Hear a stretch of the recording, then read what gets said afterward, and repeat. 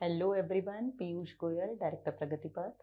एक बार फिर class 10 CBSE बच्चों के लिए एग्जामिनेशन ओरिएंटेड फोकस्ड अप्रोच के साथ आज हम बात करेंगे control and coordination in plants की। तो देखिए, प्लांट्स के अंदर कोई नर्वस सिस्टम नहीं है, कोई मस्कुलर सिस्टम नहीं है, still they are very very well coordinated and controlled. तो किस तरीके से ये कंट्रोल एंड कोऑर्डिनेशन होता है, हमें केवल कुछ की वर्ड्स जानने ज़रूरी हैं। तो कंट्रोल एंड कोऑर्डिनेशन में आपको याद रखना है, वन इज मूवमेंट एक इंपॉर्टेंट एस्पेक्ट है और दूसरा इंपॉर्टेंट एस्पेक्ट है हॉर्मोन्स। तो मूवमेंट में बस आपको याद रखना है, जो आपके सिलेबस के अंदर है, two types of movements, nastic movement and tropic movement. और ग्रोथ हॉर्मोन्स को फर्दर आप दो कैटेगरीज में बांट दीजिए, कुछ ग्रोथ प्रमोटर्स हैं और कुछ ग्रोथ इनिबिटर्स हैं। ग्रोथ प्रमोटर्स में तीन नाम याद रखिए, ऑक्सिन, जिबरलिन एंड साइटोकाइनिन।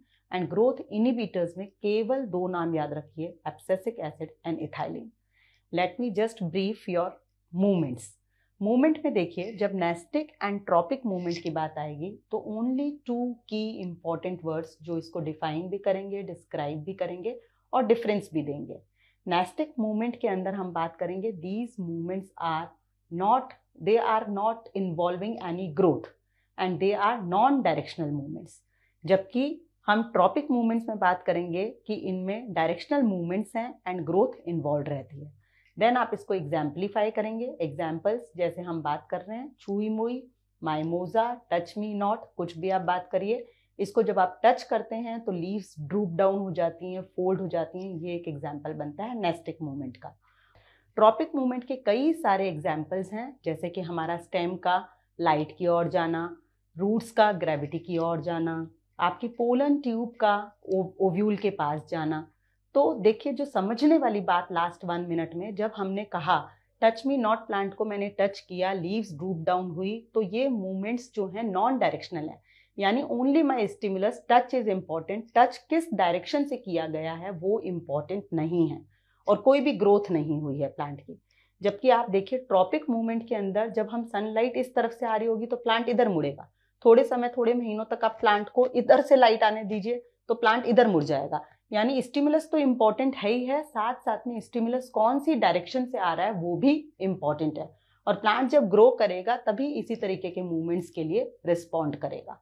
तो आपको इसके अंदर जो आपका क्वेश्चन आएगा, आपको hydrotropism, phototropism, geotropism, chemotropism, thigmotropism, thigmonastic movement, ये सब कीवर्ड्स की जानकारी होनी चाहिए। ठीक है, कल हमने बात की थी कि कैसे control and coordination in plants movements के द्वारा कंट्रोल हो रहा है।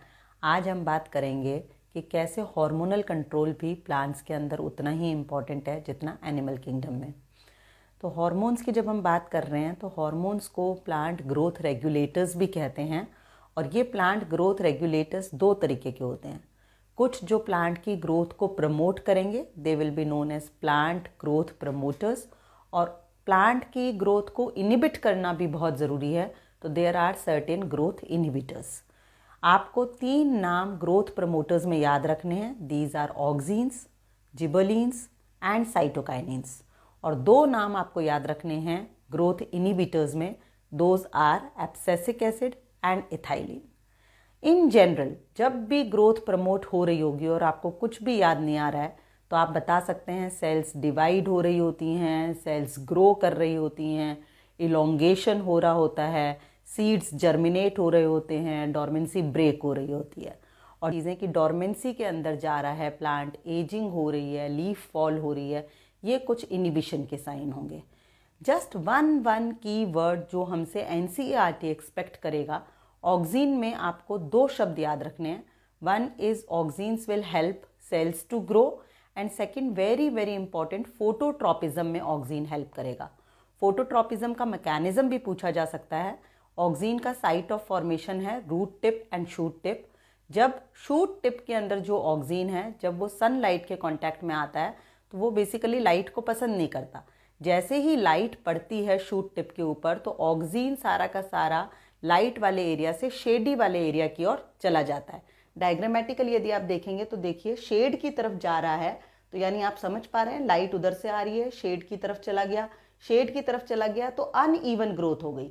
जहाँ पे सारा का सारा ऑक्सिन एक्यूमुलेटेड है वो सेल्स बेटर ग्रो कर रही हैं, इस वजह से ये इधर की तरफ से स्टेम तेजी से बढ़ रहा है। उधर क्योंकि ऑक्सीजन का अभाव है तो वहाँ पे ग्रोथ कम हो रही है और प्लांट को सिंक्रोनाइजेशन एस्टैब्लिश करने के लिए उधर की तरफ झुकना पड़ रहा है।